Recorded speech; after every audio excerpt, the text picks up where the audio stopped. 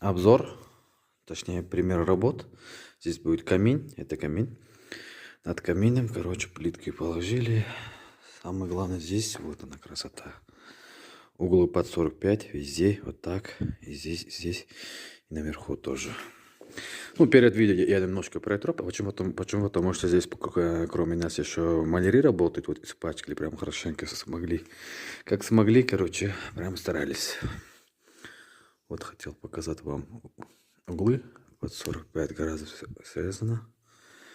И вот она еще. Вот так. И еще внизу. Вот так.